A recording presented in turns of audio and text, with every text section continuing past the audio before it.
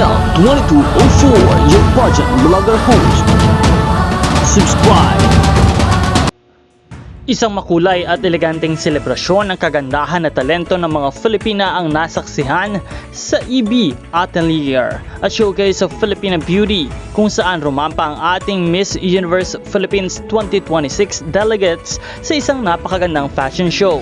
Talagang pinatunayan ng mga kandidata na hindi lang sila magaganda kundi puno rin ng confidence, grace at queenly aura habang suot ang mga world-class creations na nagbigay highlight sa tunay na ganda ng Filipina. Mula sa kanilang pasarela hanggang overall impact sa runway, bawat delegate ay nagningning sa entablado. Ang fashion show na ito ay bahagi ng patuloy na paghahanda ng mga kandidata sa nalalapit na kompetisyon ng Miss Universe Philippines, kung saan bawat performance at appearance ay mahalaga sa kanilang journey patungo sa corona. Hindi rin nagpahuli ang kanilang styling at projection na talaga namang umani ng papuri mula sa mga pageant fans at supporters online.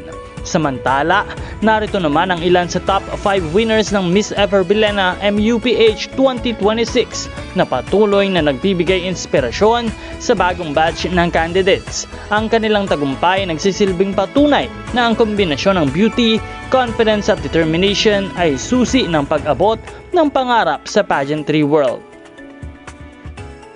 Ang top 5 awardees ay walang iba kundi sina Miss Cebu City, Baguio City, Cebu Province, Taguig at Miss La Union.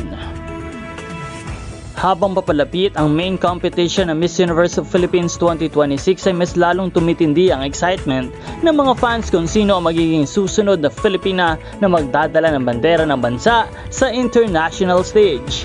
Kaya naman abangan natin ang susunod pang activities at events ng ating mga kandidata, dahil siguradong mas marami pang sasabog ang kanilang ipapakita sa mga darating na araw. Ano sa tingin nyo at sino ang standout para sa inyo sa Ever Bilena Atelier Fashion Show? I-comment ninyo ang inyong bets at huwag kalimutan na mag-like at mag-subscribe para sa mas marami pang pageant updates. This is Nel 2204, your pageant blogger host.